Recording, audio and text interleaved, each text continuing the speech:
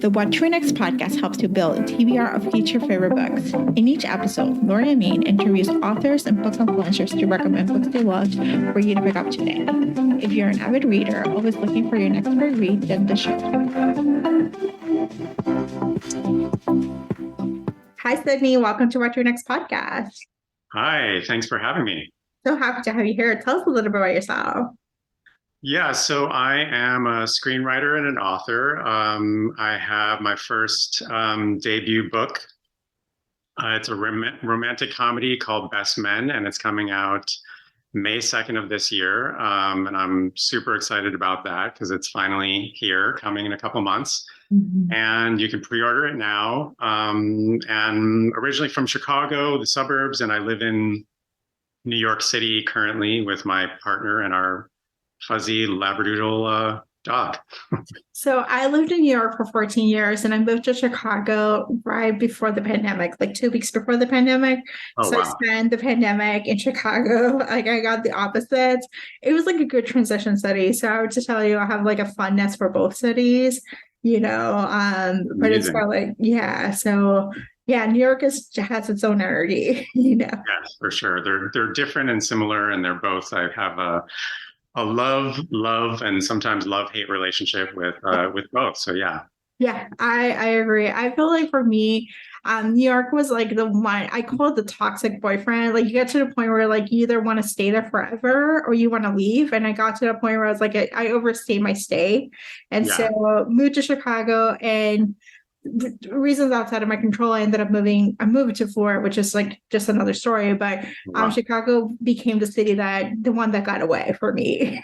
Like, I love Chicago. Yeah, I was born and raised sort of in the in the suburbs, the northern suburbs, and spent some time in the city after college, and have been in New York sort of ever since. And I'm kind of, my entire extended family's in this surrounding area of Chicagoland, and but I'm now getting to the point where like I'm creeping up to as many years in New York as I grew up in Chicago, and I'm like, okay, is it time for something else? And but I will always have both cities in my heart. So no matter where I am, they're in my heart. Yeah, it is exciting. Yeah. So all right, so let's chat about your journey, because you're a screenwriter and you're doing a fiction debut, like a rom-com. So what was your journey like? What was your journey to start writing? Like, did you start writing growing up and you knew like you want to write movies and then like eventually branch out to fiction, or what was the journey look like for you? Yeah, so I've always been kind of thinking I would be a writer when I was growing up. My mom and dad were like growing up super avid readers, and we had tons of books everywhere. My mom would read romance books and V.C. Andrews and like biopics and celebrity memoirs, everything. And my dad had, growing up, like stacks of newspapers by his bed. So I was always around words, and I wrote a really terrible Choose Your Own Adventure book, if you remember those, when I was like 12. And it was really bad. But because of that, I had always like been encouraged by friends and family, like asking me when I was going to write a book. But I became obsessed with movies, around college. And when I graduated, I wanted to become a screenwriter, and I sort of studied screenwriting and film and classes like that. But I wanted to be a working writer, so I went into advertising and sort of followed in the footsteps of my hero, John Hughes, who was in advertising, and then he became a filmmaker, and from Chicago, of course. Yeah. And then, so I was in advertising as a copywriter, and then I moved to Comedy Central, where I was writing and directing sort of in-house. And then while I was there, I was writing screenplays, and one of them sort of got a little traction, and I was able to get like a manager and an agent because of that. It got on the Blacklist, which is like Hollywood's, number one top rated screenplays of the year that are yet to be produced kind of thing. So it opened up a lot of doors. I was able to become a working screenwriter, and I'd always had the book thing in the back of my mind, thinking like maybe when I turn 80, I would write a book in my third act. And because of the screenwriting, I was introduced to my current book agent, Dan Lazar, who's great, and he asked if I wanted to write a book, and I was like, okay, this is a sign, and I'm like, yes. And I had, ideas and stuff, paragraphs and stories and characters in my drawers, and I was like, how about this? And I kind of, pitched the story and started writing it right probably when you moved out of New York, right around the pandemic hitting, and wrote during the pandemic, and then actually sold it during the pandemic, and here we are. Oh my gosh. So rom-coms are like they were a thing of the past. There's getting resurgence in the movie setting, but in the book world, rom-coms are like the new thing. They've been around for the past, like, I think since 2018, rom-coms became kind of like the new stuff, that people are driving. And so what made you write a rom-com? Was it the market, or is it something like, you were a fan of the genre? Yeah. I was a complete fan. I guess the romance books my mom would read, when I was a kid, I kind of was like into those. And, yeah, like you're saying, like right now they're very different, and I grew up with, Nora Ephron movies, and I loved like When Harry Met Sally, and, You've Got Mail, and just those I continue to watch to this day, and they get me every time. And I'm just a sucker for romantic comedies. And while I was, and I'm still, doing screenwriting, but I've been getting probably, yeah, before the pandemic, I was getting a lot of rom-com books sent to me to adapt into screenplays. And some of the things that I was reading, I was like, oh, you can do this now? Like, this is the thing. And like, it's getting very specific. I was getting a lot of LGBTQ rom-coms and a couple YA ones. And I was like, I'm finally like seeing when, we can kind of tell our stories out there. And so I was like, I think I have a story, because I grew up not having those stories, to read. And now it just, like, as you're saying, like the past 5 years to 10 years, it's like the doors have been open, and now I feel like we can kind of tell these stories. So I was like, okay, I want to tell my experience kind of growing up as an adult in New York. And that's sort of where the origin of the book came. And so I wanted to go back to my roots of like loving rom-coms and like what I'm seeing in the current books. And I just think all of the whole sort of romantic comedy book surge is like super fresh and refreshing. And so I wanted to kind of see if I could do it too. I love this. Yeah, I love the fact that there's a resurgence, but there's like more diversity, which is the one thing that we did not have in the 80s and the 90s. It was very monolithic. It was great, but it was very monolithic to one heterosexual, white, experience. Yes. And so now we're getting it, at least in books, we're getting like LGBTQ, BIPOC authors, like Latinx, like Black authors, like a plethora of experiences and joy, which is like the beauty of it. It's like we're getting joy, we're not getting trauma. So. Yeah. And growing up, it was always the sort of traumatic coming out stories, or maybe a serial killer here and there. And it's just great to have writing and reading like characters that are just out, and it's not, being gay is not sort of the thing they have to overcome. It's like the romance they have to like, the obstacles in a romance rather than the tortured. The author can put them to the torture about the romance, and it's like the coming out is like not an issue. Like it's becoming not an issue. I'm like, oh, okay, Yeah. It can be I feel like there's probably still room for it, if it's uniquely done and things like that. But it's just nice to have. We can now sort of be involved in many different kinds of stories. Yeah, you're able to live, Yeah. Finally. All right, so let's chat about Best Man. What is the elevator pitch? Yeah, so it's sort of a rivals to lovers story. It's about a guy named Max Moody. He's about to turn 35. He lives in New York. And he's kind of a hopeless romantic. And he's the kind of guy who's sort of always dreaming of that coveted little paragraph in the New York Times wedding section, and wants to see him and his partner's name, about to get engaged.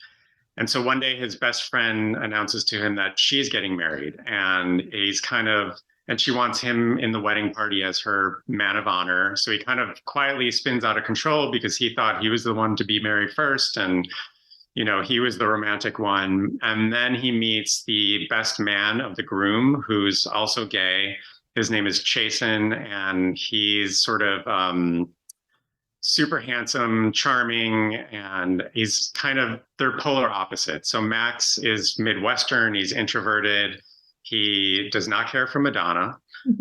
He does not like the word brunch. And where Chasen is totally opposite, he's very social, he's outgoing, he's a New Englander, he's East Coast guy. He's super into fashion, and he worships, music that Max doesn't, like Beyonce and things like that. And so they start off not really digging each other. They can't stand each other really. And they start to sort of tolerate each other because for the sake of the wedding, and then a romance kind of sparks and blooms from there. Oh my gosh, it sounds so good. And I can't wait for readers to pick it up. Oh, yeah. Me too. Awesome. So let's chat about your reading life. What kind of books do you tend to read? I run the gamut. I lately have been, of course, because I'm writing romantic comedy, I've been reading a lot of romance and romantic comedy books. I love like a good biopic. I love, or not a biopic, like a biography book, a memoir. You want to hear like specific books? Let's talk about some specific books. Yeah. So the past couple of years, I've been really into Emily Henry. I love what she's putting out. I think I started with People We Meet on Vacation, and which was great. And then I just recently finished Book Lovers, which is about, I'm kind of late to that party, I think, a little bit. Sort of two rivals in the book industry. And then, I love this sort of sisterhood story that it becomes. And the book, all the book references are like warm and fuzzy to me. And I just think her voice is so fresh and Nora Ephron-ish. And I'm loving what she's doing. And her new book, Happy Place, I'm really excited to read. I think that's coming out in a couple months. And then also late to the party, The Guncle was a favorite of mine last year. I had not really read Stephen Rowley's books, but it seems like he has got, I need to catch up on all of his books. They seem so great. And The Guncle is super fun, sort of sparkly setting in Palm Springs. And it's kind of a modern, sort of modern take on Auntie Mame, which is one of my favorite, probably top 20 movies, originally a novel, I think. And so that's just and then it sort of like surprises you with characters dealing with grief and family. And it's really just a touching, funny, fun book. I read last year a book called The Midnight Library, which is not romance, but I was drawn to it because of the concept. And I love like a Charlie Kaufman-esque kind of weird, clever concept. And this has like everything I was looking for in that. And it really hit me because it was just so original, and it was quirky. It's by Matt Haig, who I think is British. And it sort of deals with like life's, bigger questions, which I really loved. It hit me hard. And what else? The Mutual Friend was a great book by Carter Bays, who co-created How I Met Your Mother. Yeah. And he sort of wrote this, I think it's his debut book, and he wrote this sort of dizzying, dazzling, sort of epic yarn about a girl in New York City. I think probably it takes place 5 or 10 years ago or something like that, or probably like 5 years ago, because it's as we're like addicted to screens and things like that. And he brings the funny on that. So I really enjoy that. And it's kind of epic. What else? Oh, I just picked up Stone Cold Fox, which is, I'm really like halfway into it and really digging it, by Rachel Kohler Croft, who's also a screenwriter. And it's just like, I love the sort of anti-hero, and she has this great wicked voice, and like the first sentence, I'm like, I'm in. And it's a thriller. And I've been getting into sort of a lot of, I love mysteries and thrillers in addition to the romance stuff. I'm sort of catching up on Agatha Christie, which I had not really dug deep into. And I had just finished And Then There Were None by Agatha Christie, and she's just the queen of, structure and story. So I've been reading that because I'm also working on like a TV mystery comedy project. So trying to catch up on the good mysteries. That sounds good. Awesome. If you are going back to Stu Morelli's backlist, I would say Choose the Editors should be the next one, which is Jackie Onassis as your editor. So like imagine that reimagining relationship. It's so good. Like his writing is great. Like I'm looking forward to his new book is The Celebrants, I think it is. So Celebrants or Celebrants? Yeah, Celebrants or something like that. So yeah. Happy Place is just as good as you can imagine, Oh, good. Yeah. Yeah. So awesome. So Sidney, tell us where we can find you online.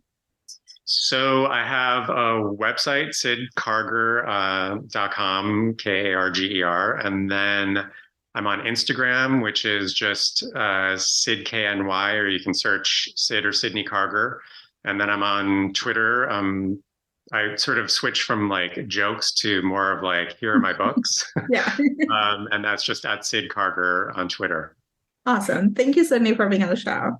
Thank you so much for having me. This was fun. If you enjoyed this podcast, feel free to share with friends, subscribe, rate, and review the show. This is the easiest way to support the podcast. For a list of books mentioned and other book recommendations, please visit whattoreadnextblog.com. Thank you so much for listening and happy reading.